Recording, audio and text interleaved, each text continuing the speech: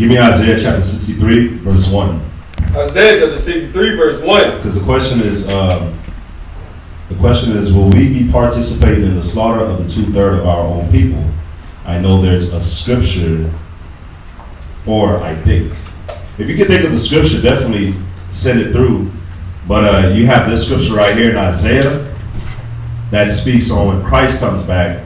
Remember, you have the scriptures that tell you that vengeance is mine. Right. Don't take vengeance, for I will repay, because vengeance is mine.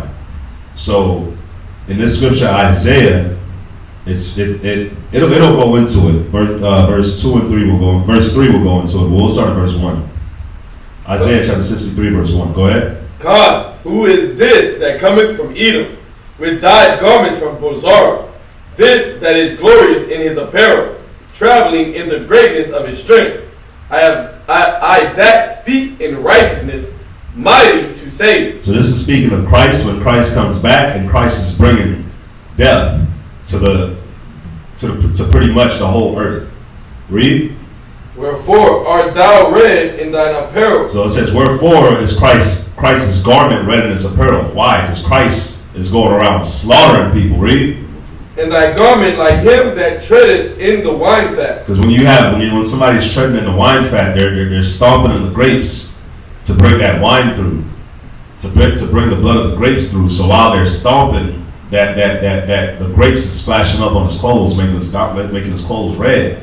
So that's how Christ's garments is going to look, just dyed red with blood. Read. I have trodden the winepress alone. I have what? I have trodden the winepress alone. I have what? I have trodden the winepress alone. The scripture tells you that Christ is going to be the one trotting the winepress alone. So as far as this scripture is telling you, Christ is going to be the only one that's going to be going around slaughtering people. Of course, him and the angels. Read. And of the people there was none with me. Read. For I will. Read that part again. And of the people there was none with me. And of the people there was none with him. So Christ is the only one that's going to be doing it. Read.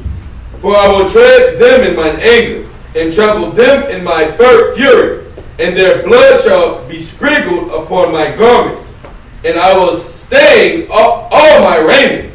For the day of vengeance is mine heart. For the day, read that part again. For the day of vengeance is in mine heart. So the day of vengeance is in Christ's heart. That's what's on his mind. And it's telling you in verse 3, he's the one. There will be none with him. He'll be the only one that will be going through slaughtering people. Read verse 5.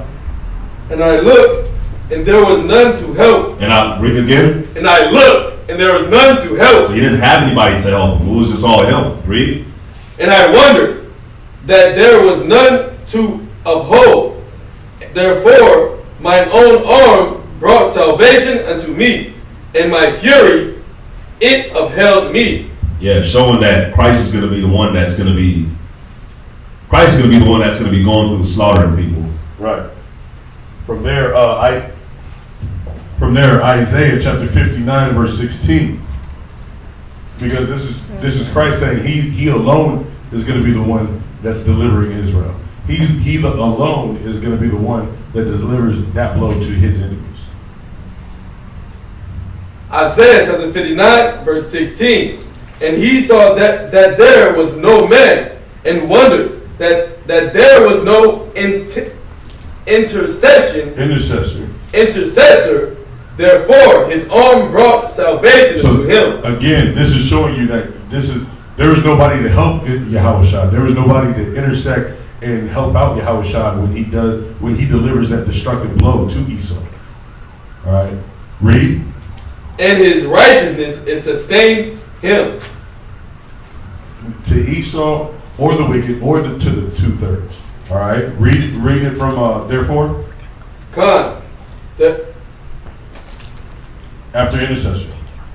Therefore his arm brought salvation unto him. See, it said his arm brought salvation, brought the saving unto him. Go ahead.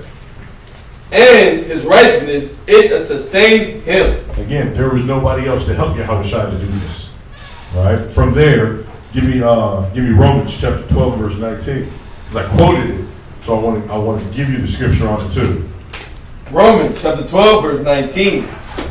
Dearly beloved, avenge not yourselves, but rather give place unto wrath. Go For ahead. it is written, vengeance is mine, I will repay, saith the Lord. So again, this is talking about Yahweh Shai saying, the Lord, He's going to revenge this, not for you. It's not for us, right? Because once Yahweh Shai delivers and does the destruction of Esau, then we're going to be taken into the wilderness where we got to get right. We get caught up in wanting to destroy our enemies, God, but we still got to get right because we're the ones who's trying to make it into the kingdom. Con. Is that it? I got one too. What you got? It's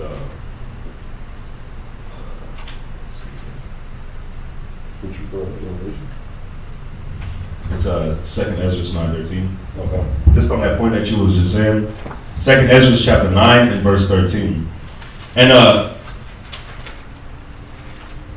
know the brother Michael Issachar Israel. I know you just asked a question about will we be taking part in pretty much the slaughtering of our own people, but as we were going through, we were showing that Christ is going to be the one that's going to be doing all the slaughtering, and that's going to be taking vengeance upon all the wicked. So during this, our mind has to be on this at all times. 2nd Ezra 9:13, go ahead. And therefore, be thou not curious how the ungodly shall be punished. Yeah, don't be curious how the ungodly is going to be punished. Read. But inquire how the righteous shall be saved. Read it from the top. And therefore, be thou not curious how the ungodly shall be punished, and when. So yeah, don't be too caught up into how the ungodly is going to be punished and when they're going to be punished, because it's easy to fall into that, and then you start looking up Illuminati videos again and World War III videos, and you're trying to find out, oh man, when is it going to come? You start to lose focus and you start to lose track on what's really important. Read. But inquire how the righteous shall be saved. And that's supposed to be our job and our focus daily. Read that part again. But inquire how the righteous shall be saved. Because remember, it tells you that the righteous scarcely shall make it. So where shall the ungodly appear? So the ungodly is not going to appear, period. Because the righteous scarcely is going to make it. So it's telling you, don't be curious how the ungodly is going to be punished, because the righteous scarcely shall make it. So we have to always inquire and find out, man, how can I be saved? If the righteous scarcely is going to make it, what do I need to work on? What do I need to do where when Christ comes, I'm not found lacking, period. I don't come to him and he's like, depart from me, I never knew you. So you've been doing this work all this time and you come to Christ and he's like, depart from me, I never knew you. You don't want to get that, because, not saying that you're doing this, but you don't want to get that answer from Christ because you've been reading up on Alex Jones and InfoWars and all these YouTube videos about the masonry and all that crap, because you're trying to inquire what's going to happen to these wicked people, when instead we should have been looking into how we can save ourselves, get ourselves right, and then how can we save others as well. Read. God, and whose the world is. So it says, but inquire how the righteous shall be saved and whose the world is. Go ahead. And for whom the world is created. Yeah, so we got to be focused on that at all times, man. Like, how can I be saved? How can I make it? How can I teach others to make it? So that we don't end up being in that position. Remember, you got the scripture in Corinthians where it tells you, knowing the judgment of God, we persuade men. We already know in the scriptures it tells you the Most High is the king of terrors. It's a fearful thing to fall into the hands of the Most High. We know what the Most High is capable of doing. We see it all the time. We see it on TV. The Most High sends people running through different places, shooting places up. We see all these car accidents, people getting robbed, shot up. We know that the Most High is the king of terrors. He can take people out. So we know that. And because we know that, like the scripture says in 1 Corinthians, we persuade men. We persuade men because we know the judgment of the Most High. So You know, our job is to make sure that we don't ever fall on the Most High's bad side, God. because there's nothing for him to get us. So we inquire how the righteous shall be saved at all times. God.